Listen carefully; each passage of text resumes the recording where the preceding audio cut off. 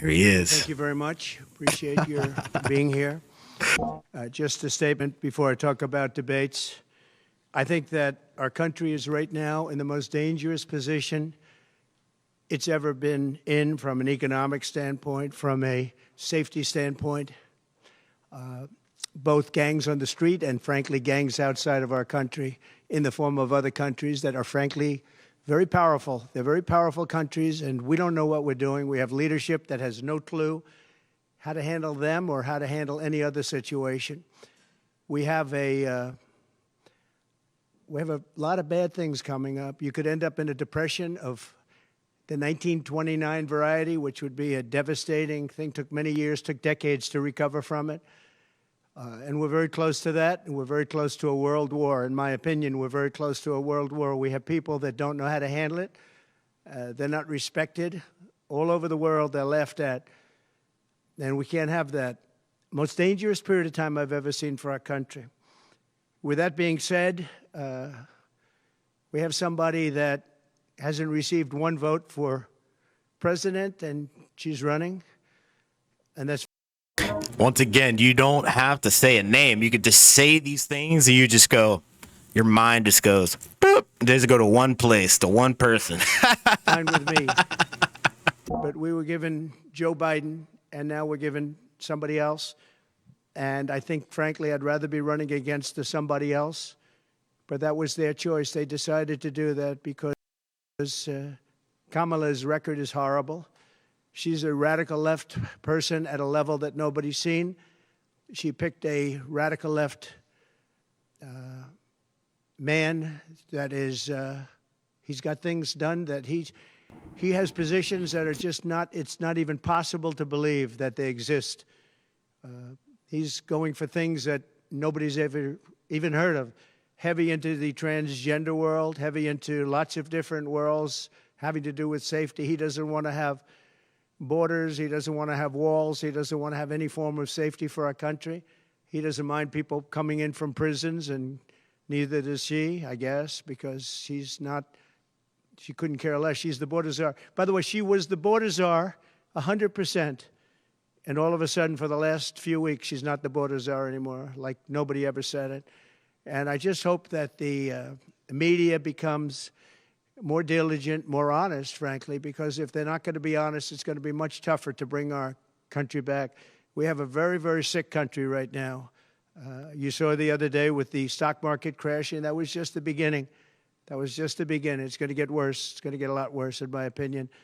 And fortunately, we've had some very good polls over the last fairly short period of time. Rasmussen came out today. We're substantially leading, and others came out today that we're leading, and in some cases substantially. I guess MSNBC came out, or CNBC came out also with a poll that was, has us leading, and leading fairly big in swing states. In some polls, I'm leading very big in swing states because they want safety. People want safety. They want security. They want respect all around the world for our country.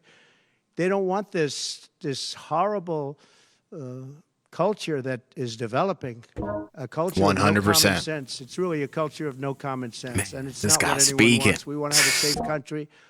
We want to have a strong military. We want low interest rates, and we want to be able to have the American dream. We want to be able to have our youth be able to buy homes, housing, get good jobs.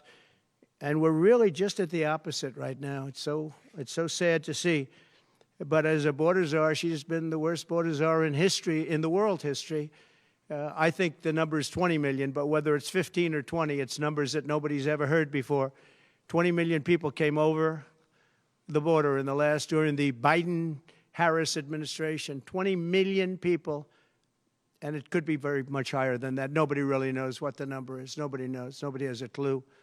And the gotaways, they call them the gotaways. The gotaways are at numbers. Somebody was quizzing me on it the other day. No, I don't think so, sir. I don't think so. They have no idea what those numbers are, but they're much higher than you would think. Just like far more people were killed. I just want to say this. That's something that I've been thinking for a long time.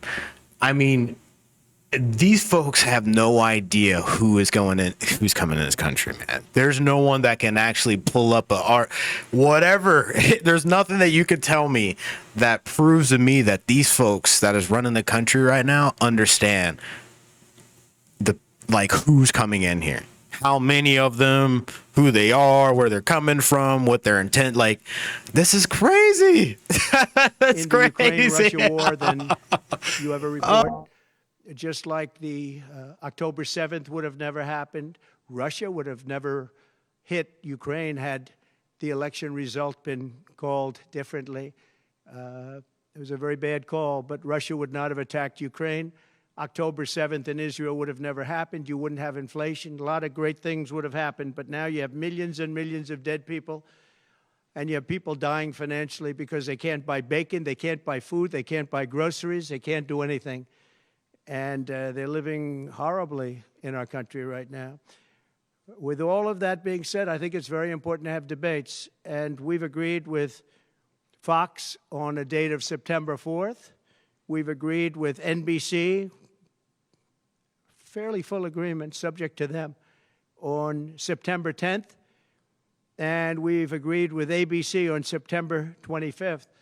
So we have those three dates, and those networks, they're very anxiously awaiting that date and those dates.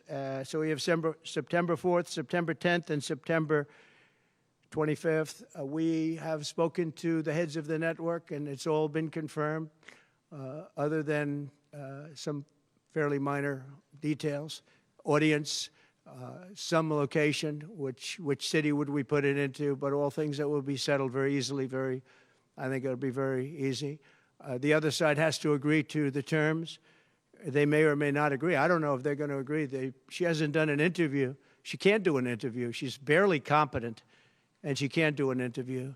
But I look forward to the debates because I think we have to set the record straight. Why is it that millions of people were allowed to come into our country from prisons, from jails, from mental institutions, insane asylums, even insane asylums?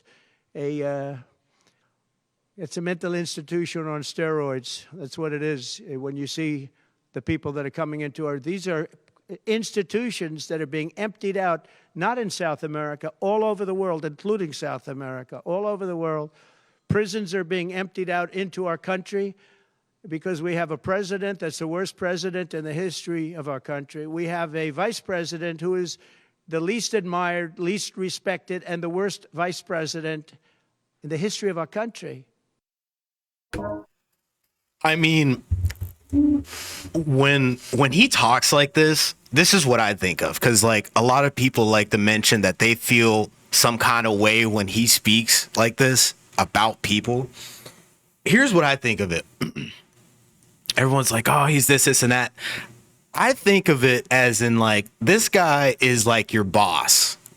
This is somebody that's like above you, that like has done X, Y, and Z, and they're telling you exactly what it is. There's no getting around that. And you just like, you hear what they have to say and you go, wow, maybe all this information that this person is speaking on, maybe I need to make some changes to this, like the next day, to go like maybe, do better. And like everything he says, it's like these people do the complete opposite every time, dude. The most unpopular vice president. And because the whole point of this is, I take it as this guy is like your boss and he's just telling you, dude, your performance sucks. Or it's just the American people, because he's got a lot of folks that are backing him. So it's almost like the American people are telling you, you're doing a terrible job. How is this person?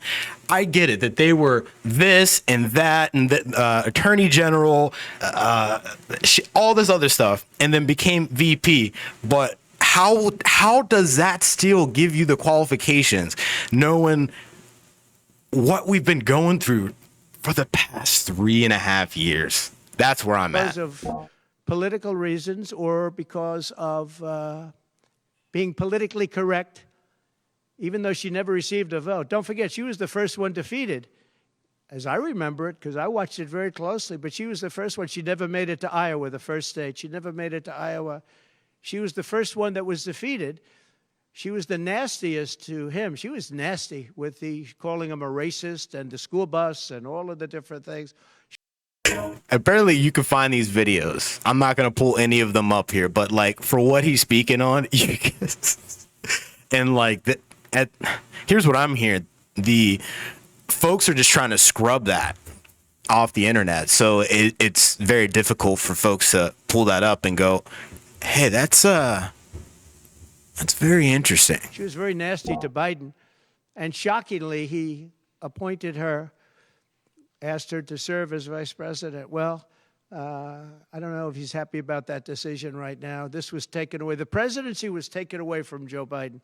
And I'm no Biden fan, but I'll tell you what, from a constitutional standpoint, from any standpoint you look at, they took the presidency away. Wow. And people were saying he lost after the debate. He couldn't win. Well, I don't know that that's true necessarily. But whether he could win or he couldn't win, he had the right to run. And they took it away. They said they're going to use the 25th Amendment. They're going to hit you hard. Either we can do it the nice. I know exactly, because I know a lot of people on the other side, believe it or not. And they said, we'll do it the nice way or we'll do it the hard way. And he said, all right. So that, I mean, they've really taken, what they've done is pretty incredible. And now I'm running against somebody else, and we're leading. We're leading. So I'm not complaining. I'm saying it's for a country with a constitution that we cherish. We cherish this constitution. To have done it this way is pretty severe, pretty horrible. You would have thought they would have gone out to a vote. They would have had a primary system. They would have done something. But to just take it away from him like he was a child. And he's a very angry man right now, I can tell you that. Oh, yeah, I'm tired right now. He's not happy with Obama, and he's not happy with Nancy Pelosi, crazy Nancy. She is crazy, too. She's not happy with any of the people that told him that you've got to leave. He's very unhappy, very Yeah, this is so crazy. angry, and I think he also blames her. He's trying to put up a good face, but it's a very bad thing in terms of a country when you do that. I'm not a fan of his, as you probably have noticed. And he had a rough debate, but that doesn't mean that you just take it away like that. Or you go out to a vote, you do something. He had 14 million votes. She had no votes. She got no votes.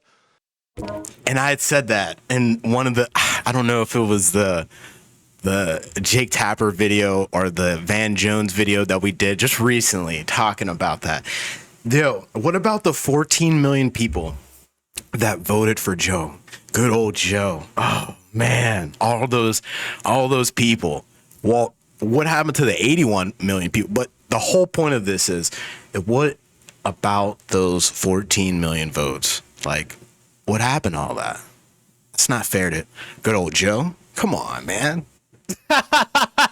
And I think she's crashing. I think when people find out, and I think people are starting to find out what a bad job she did, what a bad job she did on the border. She's trying to say she had nothing to do with the border.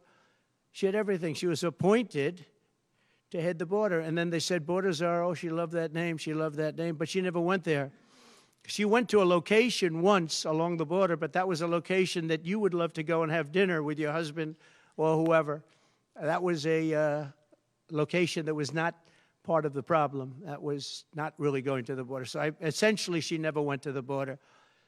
And if you listen to Tom Homan, if you listen to the great border people, Brandon Judd from Border Patrol, if you listen to Paul, I mean, so many different people. I speak to them all the time.